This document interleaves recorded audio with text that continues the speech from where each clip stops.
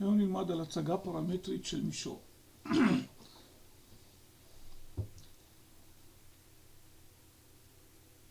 ולאחר מכן נראה איך עוברים מהצגה פרמטרית למשוואה הכללית של מישור שלמדנו בשיעורים הקודמים. ולאחר מכן נראה גם מצב הדדי בין ישר ומישור בהצגה פרמטרית. אז בואו נתחיל.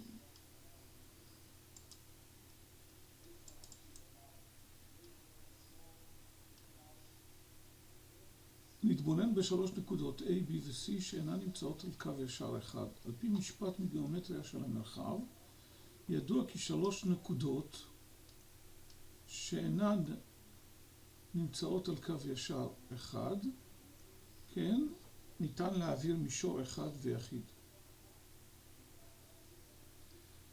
אם מעבירים חץ מ-A ל-B, מקבלים את הוקטור U, שזה B מינוס A. כן, נעביר גם את החץ מ-A ל-C, ונקבל את הוקטור V, כן, זה הוקטור V, שהוא C מינוס A. שימו לב כי הוקטורים U ו-V הם וקטורים בלתי תלויים.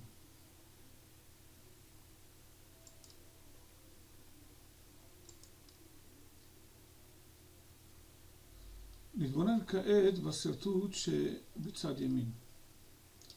על מנת להגיע מנקודה A לנקודה X כלשהי על המישור, יש לנוע בצורה מקבילה לוקטור U שהוא B מינוס A, בכפולה של T פעמים. כלומר T כפול B מינוס A בסוגריים. ואחר כך לנוע בצורה מקבילה לוקטור V בכפולות של S פעמים. כלומר S כפול C מינוס A. באופן כללי, אם נעביר חץ מ-A ל-X, כן, כאשר X היא נקודה כלשהי על המישור, כן, אז הוקטור הזה מ-A ל-X הוא בעצם X מינוס A. וכמו שהסברנו קודם, אפשר לנוע אליו גם בצורה של T כפול B מינוס A פלוס, כן, לעלות לכאן, ולאחר מכן ללכת באופן מקביל ל-C מינוס A S פעמים. ואז מגיעים גם ל-X. אז מתקיים השוויון הזה. אם אנחנו מעבירים את הנקודה A לאגף ימין, נקבל את המשוואה הפרמטרית של מישור בצורה הזאת. X שווה ל-A ועוד T פעמים B מינוס A ועוד S פעמים S מינוס A. משוואה זו נקראת ההצגה הפרמטרית של המישור, כאשר X מייצג נקודה כלשהי על המישור, המוגדר על ידי הנקודות A, B ו-C.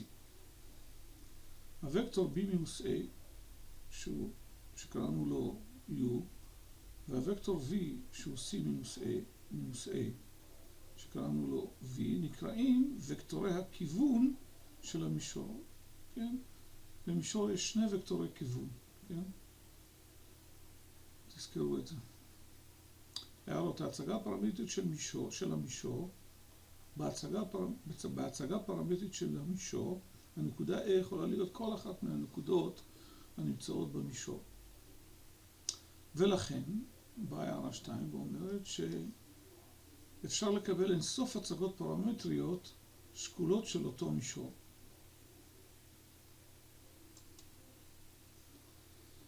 אז בואו נראה דוגמאות. דוגמה ראשונה, אנחנו מתבקשים ככה, מצאו הצגה פרמטרית של מישור הנקבע על ידי שלוש הנקודות הבאות, A, B ו-C. זה בסעיף א'. כן, לאחר מכן בסעיף ב' מבקשים לבדוק האם הנקודה 1, 4 ו-12 נמצאת על המישור שמצאנו בסעיף א', ולאחר מכן למצוא את המצב ההדדי בסעיף ג', למצוא את המצב ההדדי בין הישר L1 למישור שמצאנו בסעיף א'. אז ככה, הצגה פרמטרית שביקשו בסעיף א', אנחנו פשוט מציבים בתוך המשוואה הפרמטרית של המישור. הנקודה A תהיה נקודת ההתחלה, הנה, רשומה כאן, ועוד T פעמים B מינוס A, אז מחשבים את B מינוס A.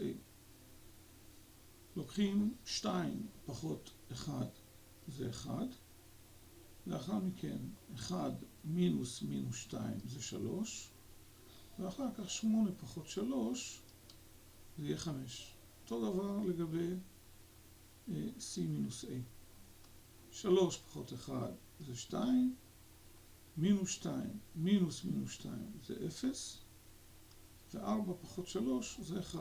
אם ככה משוואת המישור תהיה 1 מינוס 2 3, ועוד T פעמים כפול 1 3 5, ועוד S פעמים 2 0 1. כן? שימו לב, אם לוקחים את S שווה ל-0 מקבלים את כל הנקודות על המישור אשר ממוקמות על הישר העובר דרך הנקודות B מינוס A, ואם לוקחים T שווה ל-0 מקבלים את כל הנקודות על המישור אשר ממוקמות על הישר העובר דרך הנקודות A ו-C.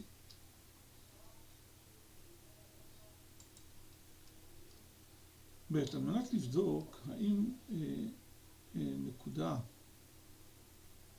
הנקודה 1 4 12 נמצאת על המישור, אנחנו צריכים למצוא ערכים של S ו-T שעבורם הנקודה נמצאת על המישור. אז אנחנו לוקחים את רכיבי הנקודה ומשווים את זה לרכיבים של הנקודה במישור. את 1, שזה רכיב ה-X של הנקודה, אנחנו משווים להצגה הפרמטרית של X של המישור, שזה 1, ועוד T, ועוד S, ועוד 2S. ב-Y בנקודה זה 4, ובמישור זה מינוס 2 ועוד 3T. ב-Z 12 שווה ל-3 ועוד 5T ועוד S. מה שאנחנו עושים, אנחנו פותרים 2 מן המשוואות, ואז בודקים האם הפתרון מקיים את המשוואה השלישית. אפשר לראות כאן מיידית שעל פי המשוואה השנייה יוצא ש-T שווה 2. נציג במשוואה הראשונה את T שווה 2 ונקבל ש-S שווה למינוס 1. ואז ניקח את T שווה ל-2 ו-S שווה למינוס 1, נציג במשוואה השלישית. אם מתקבל פסוק אמת, מה שבאמת קורה במקרה שלנו, N12 שווה ל-12, אז הנקודה באמת נמצאת על המישור עבור הערכים של T שווה 2 ו-S שווה למינוס 1. ואם מקבלים פסוק שקר, כן, פסוק שאיננו נכון, כמו למשל ש-2 שווה ל-0, או כל פסוק שקר אחר, אז הנקודה לא נמצאת על המישור. בואו נעבור לסעיף ג'. בסעיף ג' אנחנו עושים תהליך דומה למה שהיה קודם, רק שעכשיו אנחנו נשווה נקודה פרמטרית של הישר. אני מזכיר, בסעיף ג' מבקשים למצוא את המצב ההדדי של הישר L1 למישור שמצאנו. אז אנחנו לוקחים את הרכיבי XYZ של המישור ומשווים אותם לרכיבי המישור, כן, XYZ של המישור. במקרה הזה יש לנו 3 משוואות ב3 נעלמים, כן? שימו לב, TS ו-R. אנחנו פותרים את המערכת. אם למערכת הזו יש פתרון יחיד, אז הישר הזה חותך את המישור בנקודה אחת. ואם למערכת יהיו אין סוף פתרונות, אז הישר יהיה מוכל במישור. ואם למערכת לא יהיה אף פתרון, אז הישר יקביל למישור. כן? אז פותרים את המערכת, כן? מפתרון המערכת בעצם מקבלים ש-R שווה 2, S שווה 5 ו-T שווה למינוס 3. כלומר, הישר, יש לנו פתרון יחיד, והישר בעצם חותך את המישור בנקודה אחת. כן, אם נציב R שווה 2 בהצגה הפרמטרית של הישר, כן, נקבל את שיעור הנקודת החיתוך שהוא 8, מינוס 11 ומינוס 7. בסעיף ג' התבקשנו למצוא את המצב ההדדי בין ישר L1, שנמצא פה בצד שמאל של המשוואה, לבין המישור בהצגתו הפרמטרית שמצאנו. מה שאנחנו עושים, אנחנו בעצם משווים את הרכיבים x, y, z של הישר, כן, עם הרכיבים x, y, z של המישור. אז יש לנו כאן מערכת של 3 משוואות ב3 נעלמים. אם למערכת המשוואות יש פתרון יחיד, אז הישר הזה יחתוך את המישור בנקודה אחת. אם למערכת יהיו אין סוף פתרונות, אזי הישר יהיה מוכל במישור. ואם למערכת לא יהיה אף פתרון, אז הישר יקביל למישור. המערכת הזו פשוטה וניתן לפתור אותה לאחר סידור, לפתור אותה ולקבל את הפתרון שהוא T שווה למינוס 3, S שווה 5 ו-R שווה ל-2. המשמעות של הפתרון הוא שיש לנו פתרון יחיד, ולכן הישר חותך את המישור בנקודה אחת. אם נציב באמת R שווה 2 במשוואה הפרמטרית של הישר, נקבל את הנקודה 8 מינוס 11 ומינוס 7, שהיא נקודת החיתוך של הישר עם המישור. שתי הערות לגבי הפתרון של דוגמה אחת. בסעיפים ב' וג' אפשר היה למצוא את משוואת המישור בהצגה כללית, כן, ax ועוד by ועוד cz ועוד d שווה 0, על פי שלושת הנקודות הנתונות, ולפתור, כמו שלמדנו בסעיפים הקודמים, את האם נקודה נמצאת, בסעיף ב' זה היה האם נקודה נמצאת על המישור, היא תהיה על המישור רק אם היא מקיימת את משוואת המישור, המשוואה הכללית של המישור, ואת המצב ההדדי, גם כן ראינו איך להחליט באיזה מצב הדדי נמצאים ישר ומישור במשוואה הכללית של מישור. הערה 2, בסעיף א', אם מנסים למצוא הצגה פרמטרית של מישור העובד דרך 3 נקודות הנמצאות על קו ישר אחד, מה שיקרה במקרה הזה הוא ששני וקטורי הכיוון יהיו תלויים. אז בעצם לא מקבלים משוואת מישור, אלא משוואת ישר. משוואת ישר. אוקיי? בואו נמשיך הלאה לדוגמה נוספת. דוגמה 2. בדוגמה 2 נותנים לנו שני ישרים מקבילים, ומבקשים מאיתנו למצוא הצגה פרמטרית של מישור המכיל אותם.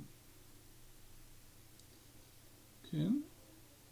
בסעיף ב' מצא בעזרת סעיף א' את משוואת המישור. אז בואו נראה את הפתרון. עד כה עסקנו במצב שבו היו נתונות 3 נקודות שאינן על ישר אחד. ואז היינו מוצאים 2 כיוונים בלתי תלויים של המישור. כאשר מחפשים הצגה פרמטרית של מישור שעובר דרך זוג ישרים מקבילים, הרבה יותר קל למצוא את ההצגה הפרמטרית של המישור, ותכף נראה איך. למעשה יש לנו כבר כיוון אחד. כיוון אחד שיש לנו זה הכיוון של שני הישרים המקבילים האלה, 1, 3 ו-7. ולכן אנחנו צריכים למצוא עוד כיוון אחד, שבעזרתו נמצא את המישור שעובר דרך שתי הישרים המקבילים האלה. אז אנחנו ניקח את הנקודה A שהיא 0, 1, 3 שנמצאת על L1, ואת הנקודה B שנמצאת על הישר L2, 2, 0, 3. ובעזרת שתי הנקודות האלו נמצא וקטור כיוון נוסף של המישור, שהוא בעצם B מינוס A. כן? אם תחשבו אותו, 2 פחות 0 זה 2, 0 פחות 1 זה מינוס 1, ו3 פחות 3 זה 0. אז יש לנו את הוקטור הכיוון הנוסף. בתור נקודת ההתחלה אפשר לקחת את אחד משתי הנקודות. במקרה הזה הוא לוקח את הנקודה 0, 1, 3 ורושם את שתי הכיוונים 1, 3, 7, 2, מינוס 1 ו-0, כן? עם R ו-Q. וזה נותן לנו את המשוואה הפרמטרית של המישור. בסעיף ב' התבקשנו למצוא את המשוואה הכללית של המישור. כן? והדרך למצוא משוואה כללית של המישור, משוואה כללית של מישור שכאשר נתון לנו את ההצגה הפרמטרית שלו, היא להשתמש במשפט שלמדנו לגבי הוקטור המאונח למישור. כן? הנורמל של המישור, N, כן? A, B, C, הוא מאונח לשני וקטורי הוא מאונח בעצם לכל ישר שנמצא על המישור. ולכן כמובן הוא יהיה מאונח גם לשני וקטורי הכיוון של המישור. אם הוא מאונח לשני וקטורי הכיוון של המישור, מתקיים שהמכפלה הסקלרית של הוקטור n עם שני וקטורי הכיוון, עם u ועם v, כן? המכפלה הסקלרית שלהם תהיה שווה ל-0. אז אנחנו יכולים לרשום שה-a, b ו-c, שזה הנורמל, כפול וקטור הכיוון 1, 3 ו-7, במכפלה הסקלרית שווה ל-0. אותו דבר לגבי הוקטור A, B ו-C, הנורמל עם הוקטור הכיוון השני, 2, מינוס 1 ו-0. ההכפלה הסקלרית תיתן לנו שתי משוואות עם שלושה נעלמים. כלומר שיש לנו דרגת חופש אחת. ולכן נוכל לקבוע שרירותית את ערך אחד המשתנים. במקרה הזה נבחר ש-A שווה 1, ואז נקבל מהמשוואה השנייה ש-B שווה ל-2. נציב את A ו-B במשוואה הראשונה, ונקבל את הערך של C, שהוא C שווה למינוס 1. מכאן שמשוואת המישור היא מהצורה X ועוד שתי Y פחות Z ועוד D שווה ל-0. כדי למצוא את D, ניקח את אחת הנקודות שנמצאת על המישור, למשל הנקודה 0, 1, 3, ונציב אותה במשוואה הזאת שקיבלנו, כן? ונקבל את D שהוא שווה ל-1. ולכן משוואת המישור תהיה X ועוד שתי Y פחות Z ועוד 1 שווה ל-0.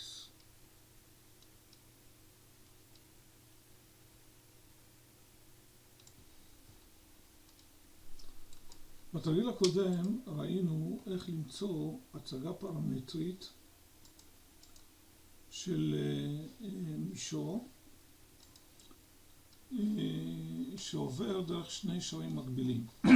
הרבה יותר קל למצוא הצגה פרמטרית של מישור שעובר דרך זוג ישרים נחתכים. כן? נתונים שני הישרים האלה, L1 ו-L2. קל לראות שהישרים האלה נחתכים. הם עוברים דרך אותה נקודה, 2, 3, 5. וגם וקטורי הכיוון שלהם הם בלתי תלויים. שני ישרים נחתכים מגדירים מישור, ולכן נוכל לקחת את וקטורי הכיוון, את שני וקטורי הכיוון של שני הישרים כוקטורי כיוון של המישור, ואת נקודת החיתוך שיש לנו כאן כנקודת התחלה, ולקבל הצגה פרמטרית של המישור. לסיכום, כאשר נדרשים לכתוב הצגה פרמטרית של שני ישרים נחתכים, ניתן לבחור נקודה כלשהי שנמצאת על אחד הישרים. הנקודה הזאת יכולה להיות גם נקודת החיתוך של שני ישרים, אבל זה לא חייב להיות.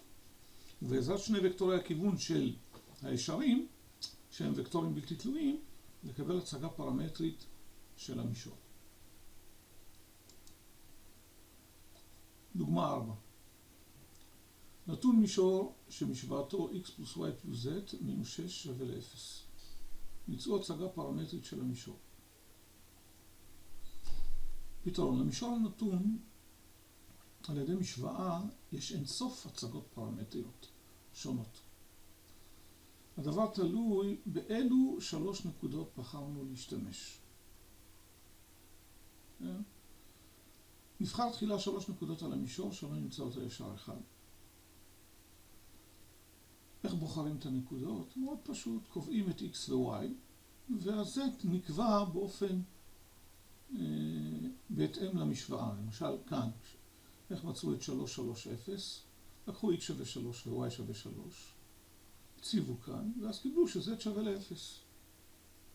או למשל, כאן, לקחו 0, 0, גם x וגם y שווה ל-0, ואז קיבלו ש-z שווה 6. כך הלאה.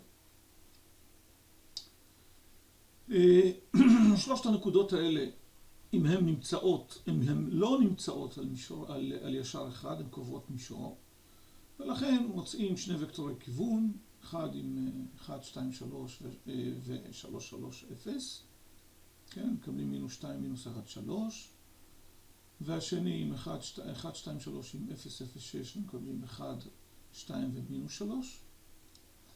אז יש לנו שתי וקטורי כיוון, ביחד עם הנקודה 1, 2, 3, נותנת הצגה פרמטרית של המישור.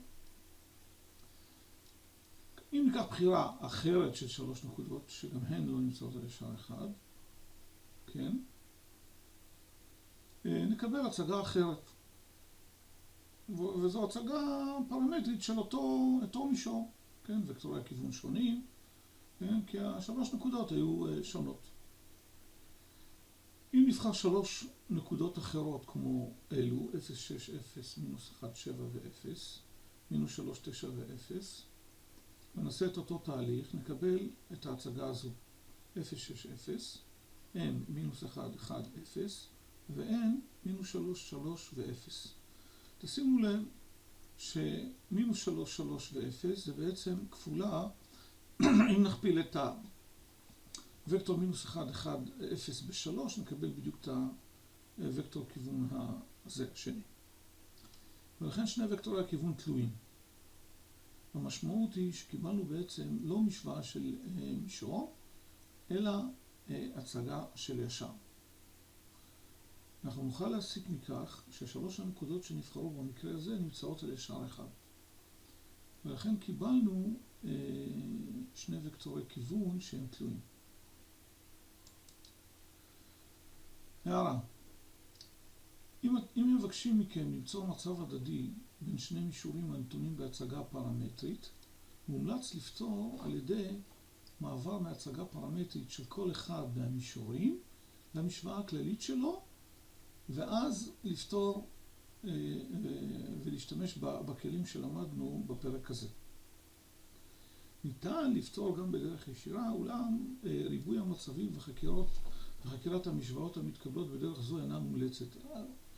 בקיצור, הרבה יותר מסובך לעשות את זה בהצגה פרמטרית, ולכן בעצם מעבירים את כל אחת מההצגות הפרמטריות למשוואת מישור. הנה, כמו, אני מזכיר לכם את המשפט שלמדנו בפרקים הקודמים.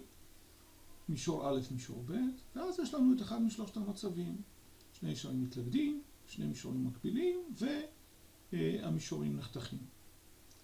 אם כל הפרמטרים A, B ו-C ו-D של משוואה אחת, במקרה הזה של המשוואה השנייה, הן כפולה של הפרמטרים A, B ו-C ו-D של המשוואה הראשונה, כן?